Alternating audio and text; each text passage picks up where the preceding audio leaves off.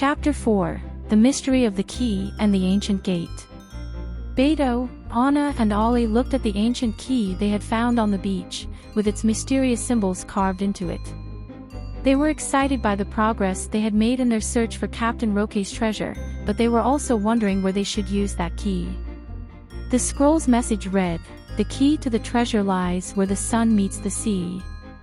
With the key in hand, they realized that they had to find a place where the sun met the sea in the city.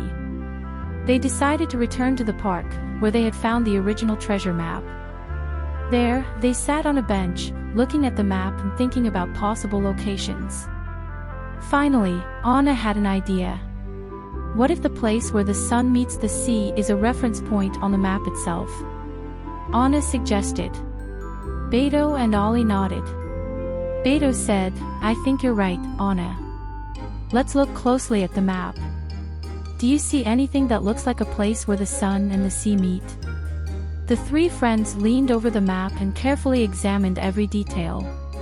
After a few minutes, Beto pointed out a small mark near the shore. "Look at this. Here's a symbol that looks like a sun and another that looks like ocean waves. That could be it." Ollie added enthusiastically, "That's a good observation, Beto. We should head there and see if we can find any more clues." This new clue they revealed seemed to indicate a place on the outskirts, right on the edge of the city. It was a point where a street ended at an old gate that led to the beach. The three friends headed towards that place hoping that it was the right place. When they reached the old gate, they noticed that it had a rusty padlock on it. The key they had found on the beach fit that lock perfectly. With a crisp twist, Beto unlocked the gate and slowly opened it. The sun was setting on the horizon, painting the sky in shades of orange and pink. They knew they were in the right place. When they entered the other side of the gate, they were amazed. In front of them stretched a secret garden full of red roses in full bloom. In the middle of the garden, there was an ancient statue of a pirate captain holding a treasure chest.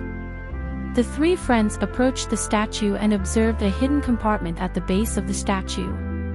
With great curiosity, they examined the compartment and noticed a series of symbols carved around the edge.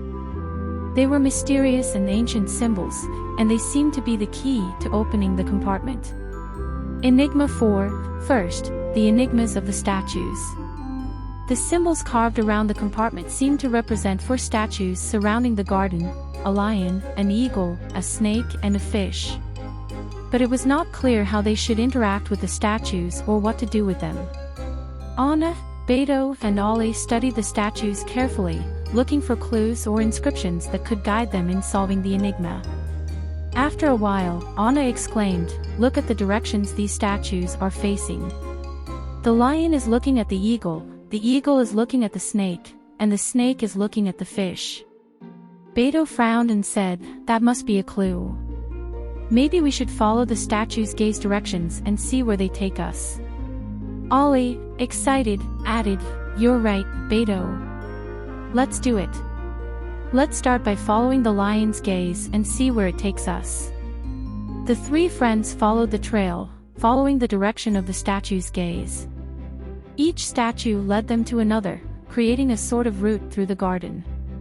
Finally, they reached the last statue, the one of the fish, which led them to a point in the garden where there was a stone slab. Lifting the slab, they found a secret compartment containing a new riddle. Broad. Enigma 4. Second, the enigma of the treasure chest. The lock on the chest had an inscription that read, "To access the treasure, you must answer the question that Captain Roque used to ask his crew before setting out in search of riches. What is it that everyone seeks, but never finds?" Beto, Anna, and Ollie were left thinking about the question as the sun slowly set behind them. After a while, Ollie exclaimed, "I know," and said the answer. With a click, the lock on the chest opened and revealed its contents. Inside, they found gold coins, shiny jewels, and a handwritten letter from Captain Roque, congratulating them on their cunning and courage and encouraging them to continue living adventures. The three friends looked at each other in amazement, knowing that they had found Captain Roque's treasure and, what was even more valuable, they had lived exciting adventures in the city together.